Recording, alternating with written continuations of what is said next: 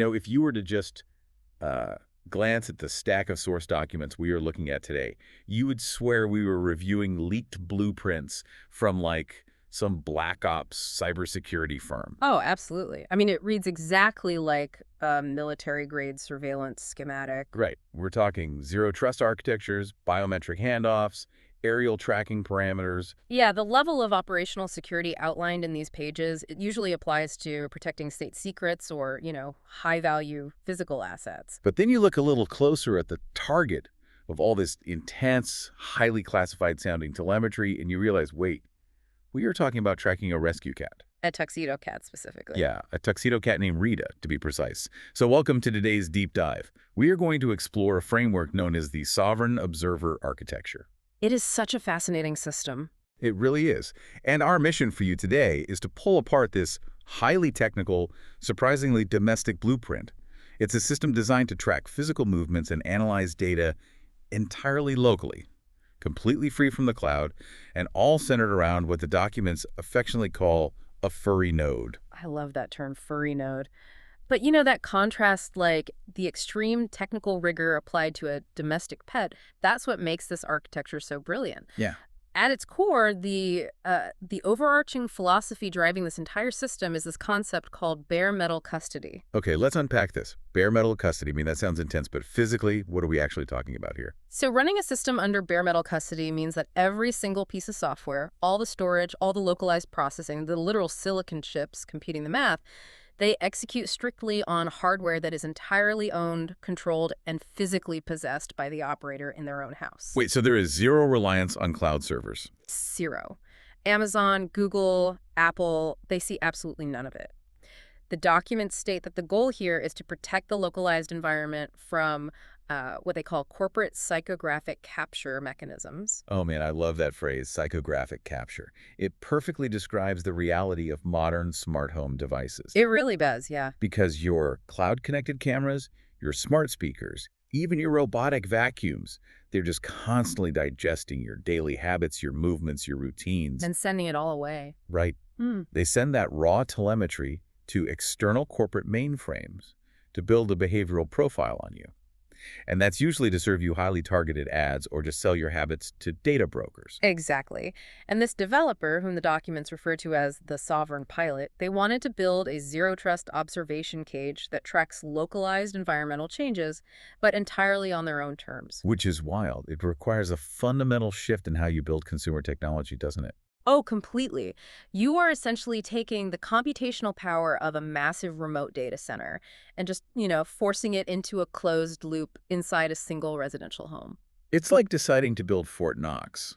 But instead of guarding the nation's gold reserves, you are guarding the smart home telemetry of a tuxedo cat who just wants a treat. That is exactly what it is. So to understand how this intense privacy matrix actually functions, I think we have to start at the foundation, which is how the system defines the biological entity it's tracking. Right. And we run into an immediate systems engineering problem here. Okay, what kind of problem? Well, modern multimodal AI models, the ones that can actually process live video feeds and tell you what's happening, they are inherently chatty. Oh, right. Like, they want to talk to you. Yeah, they are designed to give you conversational, natural-sounding prose. And the sovereign pilot absolutely refuses to let the system do that. The instructions explicitly forbid the AI from outputting natural language. Which is such a deliberate choice. Yeah, it is. They force the Edge engine, this local computer they call the Beef Y002, to output everything in strict JSON code schemas. But I have to push back on this design choice for a second. Sure. If I am building a system to monitor my cat, why go through all the trouble of turning her simple, everyday actions into strict clinical JSON code? Like, isn't it just easier to let the computer look at the camera feed and say, hey, the cat is playing in the living room? What's fascinating here is the why behind that. Relying on chatty AI creates two massive vulnerabilities for a closed-loop system like this. You get processing bloat and context drift. Processing bloat. Okay, let's look at the processing side first. So when you ask a large language model to describe a video, it has to compute syntax, grammar, tone, sentence structure, all of that. Right, it's doing a lot of math just to sound human. Exactly. And that requires a massive amount of RAM and processing power, which, is fine if you're using a supercomputer in the cloud. But it is a nightmare if you're trying to run this on a small bare metal device in your living room. Oh, I see. It just burns up the local hardware just trying to figure out where to put the commas. Pretty much. And then you have the context drift. What does that look like in this setup? Well, if the AI is trying to be conversational, one day it might say, the cat is playing, and the next day it might output, the feline is exhibiting aggressive tendencies toward a stuffed toy. Oh, so the AI starts interpreting rather than just observing. Exactly. The documents refer to this as pathologizing language. It introduces these subjective human emotional layers into raw data. And we don't want that. No. By forcing the system to output strict JSON arrays, it strips all of that interpretation away. For those who might not know, JSON or JavaScript object notation, it's just a highly organized, predictable way to store data in key value pairs, right? Yeah, it maps raw kinetics directly into a clinical, unfeeling taxonomy. So under the schema, a lateral sprint across the living room isn't playing. It's logged strictly as an activation energy peak. I love that so much. And this rigid structure gives us my absolute favorite part of these documents, which is the cat OS manifest JSON file. Oh, yes, the baseline. Right, this is the static baseline. It's essentially Rita's immutable hardware file, so the system knows exactly what it's looking at before it even turns the cameras on. And the details in it are just great. They are hilarious because they are written with absolute robotic sincerity. The system identifies her as Rita TUX01. Her genotype is listed as a domestic shorthair tuxedo variant. The manifest even logs her rescue telemetry. I know, wait, tell them about the rescue log. Well, it notes she was recovered from a marsh environment, and it specifically details that she conducted preemptive surveillance on the operator before executing a manual override to select them as her human. That is just the most brilliantly over-engineered way to describe a stray cat walking up and choosing you. It really is. And her hardware specs are incredible. It says she has a high-glass tactical black exterior finish. She's got a white pectoral star and white rear toes. And her chassis baselines require a purring frequency of 25 Hz. She even has a list of authorized firmware protocols, which include the Disney Princess Protocol and Tactical Ankle Ambush. Which is funny, but using rigid data structures to encapsulate biological chaos is really the only way a local system can process an unpredictable animal. That makes sense. That manifest serves as the static baseline, the unchanging facts about Rita. But to track her actual minute-by-minute life, the system uses a secondary dynamic ledger called the Sentinel Logs JSON. So instead of writing a diary entry about what Rita did today, the system treats her life as a transaction ledger. Exactly. It reads like a bank statement of cat behaviors. The Edge Observer continuously updates this decoupled file whenever a state change event triggers in the house. One of these examples from the text is logged as a somatic override. Oh, the catnip incident. Yes, the observation notes a Miowiwana anomaly, detailing that the subject ingested plant matter nepetalactone, which acted as a sedative via a digestive manual override. So the cat ate some catnip and passed out. Totally passed out. Another log entry flags an environment optimization, which the schema strictly categorizes as duvet node burrowing with a 95% trust metric. She hid under the blankets. Exactly. Yes. It is so much fun to read, but there is a very serious architectural reason for organizing the data this way. The system now knows exactly what Rita looks like, the tactical black coat, the white star, and how to categorize her behavior into a structured database. Right. But then we hit a physical, real-world bottleneck. Yeah, how does the system physically watch her without completely freaking her out? Well, the developer outlines a biological threat center that has to be managed. The core physical challenge is that you can't just follow a cat around indoors with a drone or a loud motorized rover. Because they'll hate it. Right. The documents note that the downwash and high-frequency blade whine of a drone will instantly trigger a feline fight-or-flight response. And if you're listening to this and wondering, why use robotics at all if it scares the cat? Yeah. The developer actually addresses that exact friction point. They do, yeah. I was thinking, it's basically the observer effect in quantum physics, where the mere act of observing a phenomenon changes the phenomenon itself. That is a perfect analogy. If a camera rover gets close enough to see what the cat is naturally doing, the mechanical noise means the cat is no longer acting naturally. She's either terrified or she's swatting the lens. The act of watching corrupts the data. So to solve this kinetic friction, the tracking architecture is split into two distinct environment-optimized deployments. Okay, let's talk about the indoor one first. The indoor solution is called the silent stationary matrix. To avoid the ultrasonic motor hiss that would trigger a feline defensive loop, the indoor subsystem uses a fixed network of pan-tilt camera mounts. But these aren't standard motors, right? No, they specifically utilize high-resolution stepper motors running exclusively in silent configuration modes. So the physical mechanisms moving the camera lenses are totally stripped of acoustic output. They make no noise. None. And the actual computer vision, like the brain figuring out if the black blob on the couch is Rita or just a balled-up sweater, is handled by an optimized YOLO object detection model. YOLO. That stands for you only look once, right? Exactly. Instead of scanning an image multiple times to find an object, it looks at the entire frame in one pass. It predicts bounding boxes and probabilities simultaneously. That's super efficient. Very. It runs locally on an edge device, analyzing the video frame by frame. So it cross-references the live feed against those static hardware specs we mentioned in the JSON manifest. Yeah, it calculates the pixel density to verify the high-gloss black coat. It looks for the specific geometry of the white chest star, and it maps the white rear toes. And the critical guardrail built into this YOLO model is its confidence threshold. Like, if the model's confidence score drops below 92%, it doesn't try to guess. Right, it doesn't force a match. The bounding box simply disintegrates. It classifies whatever it saw as rogue environment shadow noise and discards the image completely. But when it is absolutely sure it's Rita, and say she crosses from the living room into the kitchen, the spatial coordinates are handed off seamlessly across a local MQTT network to the next camera. And an MQTT network is a phenomenal tool for this. It's a publish-subscribe messaging transport. It is incredibly lightweight, designed specifically for devices with limited processing power. Yeah, it's basically a localized group chat for hardware. I love that. Camera A publishes a message to the local broker saying, hey, the tactical black asset is moving into your sector. And camera B, which is subscribed to that topic, quietly pivots its silent stepper motors to pick her up.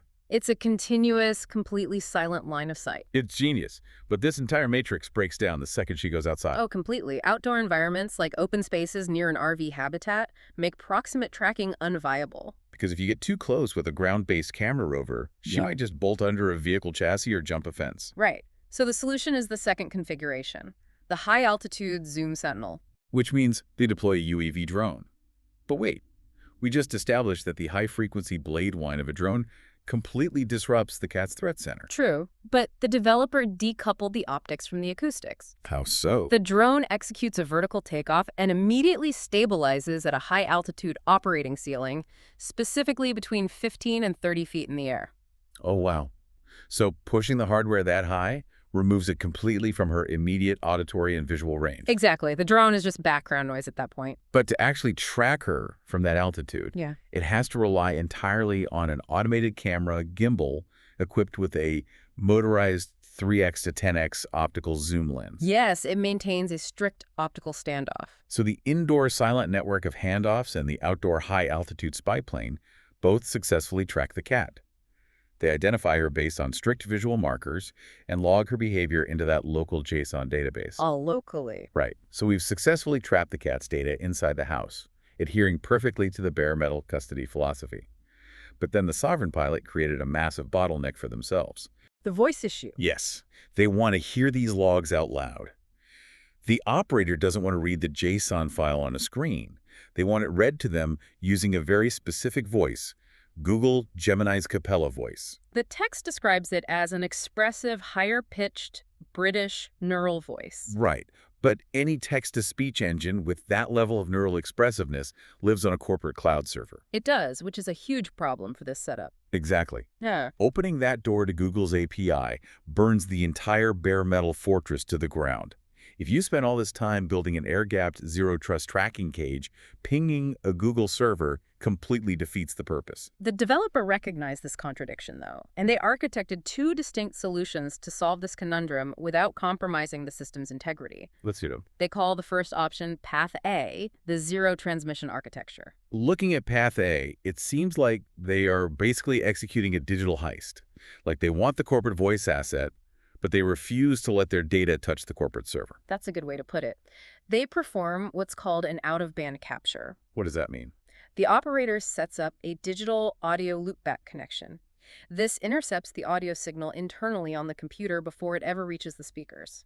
Clever. They feed the Google Capella interface neutral, meaningless text strings to ensure there's no emotional frequency drift in the sample. So they basically force the Google Voice to read a dictionary for 10 minutes, capture the pristine audio locally, and then run noise reduction scripts to scrub out any digital line artifacts. Exactly. But how do they apply that raw audio file to an offline system without it sounding like, a choppy, robotic 1990s GPS? Well, they feed that pure voice signature into an open-source, offline voice cloning engine. Specifically, they utilize models like XTTS v2 or Piper. Okay, I've heard of those. Yeah, these neural networks run purely on local silicon. They analyze the cadence, the pitch, the phonetic transitions of the Capella sample, and they generate a synthetic clone. So the automated log engine passes the JSON text strings to the local clone, and the audio is generated right there on the hardware. Not a single packet of data ever leaves the house. You clone the corporate asset and lock the clone in your basement. I love it. But the documents also acknowledge that local offline cloning sometimes lacks the nuanced, factory original neural expressiveness of the true cloud model. Right, it's never quite 100% perfect. So they created Path B, the token clearing proxy cache. Which is such an interesting approach. Path B operates as a hybrid custody architecture. How does that work? The persistent database of the cat's behavior, the JSON ledger, remains completely hidden. The video processing stays local, but when the system needs to speak, it utilizes a proxy server to perform a highly sanitized data extraction. This mechanism genuinely sounds like money laundering, but for data. That's exactly what it is. In financial laundering, you strip the serial numbers and mix the cache so the origin is untraceable. Here, the proxy strips all structural metadata, machine identities, IP footprints, and hardware configurations from the JSON payload. It extracts only the final text string it wants spoken. Yes. By the time Google's API receives that text string, it has no idea if it came from a massive smart home, a burner phone, or a toaster. It just sees anonymous text, spits out the audio file, and the local system immediately severs the connection and caches the audio locally. It minimizes the connection time to just a fraction of a second, basically treating the external cloud as a dumb compute utility rather than a data repository. It's a masterclass in limiting exposure surface. Absolutely. But, you read through all of this, the silent stepper motors, the YOLO bounding boxes, the data laundering proxy cache, and you think, man, this person really loves their cat. They do, but there's a bigger picture here. There is. Here's where it gets really interesting. The documents reveal something massive. This entire feline telemetry pipeline, it's a Trojan horse. It is a developmental blueprint. Explain that. By proving they can securely harvest and deploy the Capella voice while maintaining bare metal custody, the operator basically validated a pipeline to deploy an entity they call Pilot D, or the uncle entity. The uncle entity. It sounds so ominous. Right. But it's a custom human operating profile built for the network. Right. The text says it relies on symbolic thinking, narrative construction, and humor as a compression algorithm to reveal hidden structures. Using humor as a compression algorithm to process system data is such a wild, fascinating concept to me. It really is. And to make this uncle entity function across different psychological and structural needs, they don't just use one cloned voice. No, the text details a localized expression engine capable of dynamic voice font swapping depending on what the network requires. So they map different structural needs to different vocal manifestations. Exactly. The first one is the glitch engine. The text says it uses an eccentric cadence for weaponized whimsy. Weaponized whimsy. Yeah, it acts as an automated firewall, neutralizing hostile inputs by converting them into absurd concepts. It basically defends the network by confusing the attacker with surrealism. That is so smart. Then there is the patch engine. This one uses a staccato, analog-focused vocal tuning. Okay, what's that for? It's designed for raw, unsanded systems engineering reviews.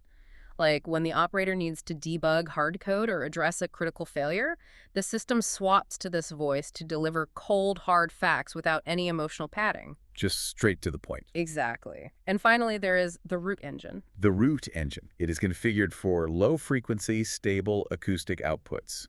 Its purpose is purely emotional homeostasis. Right, to keep the operator calm. Yeah, it's designed to support the operator during high-stress environmental factors, or what the documents call the invisible crush.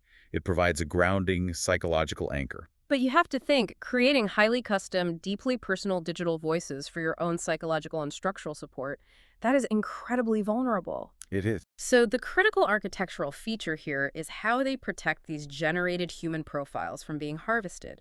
They are secured behind something called the Osgood Rupert box. Because if you've poured your own linguistic fingerprints and emotional support protocols into these AI voices, the last thing you want is for some tech company to vacuum them up. Exactly. What is the Osgood Rupert box doing physically to stop that? It is a literal physical hardware air gap. It's not just a software firewall that can be hacked. So they physically disconnect it. Yeah, it means physically severing the Wi-Fi cards and Bluetooth modules from the motherboard of the voice generation framework. Wow. So the compute module generating the uncle entity only communicates via closed-loop Ethernet cables to the specific internal speakers. Right. There is no physical pathway for the data to reach the external internet. It ensures the tactical deployments of these personas can never be algorithmically manipulated by corporate mainframes. So why does all this matter to you, listening to this deep dive right now? I mean, on the surface, the idea of mapping a cat's True request into a strict JSON file or deploying a drone to watch her sleep is highly entertaining. It's very entertaining. But underneath that humor, this architecture is an absolute masterclass in modern digital sovereignty. It is a functional proof of concept. Yeah. It proves that with the right localized compute tools like edge-based YOLO vision models, MQTT messaging buses, and offline XDTS voice cloners, you can build incredibly sophisticated, responsive, smart environments entirely on your own terms. You do not have to rent out your privacy to big tech just to have the convenience of a smart home. No, you don't. And this deep dive really forces us to examine our own intentionality regarding our digital environments. Well, because the sovereign pilot built this silent, localized fortress due to a deeply held conviction about computational privacy.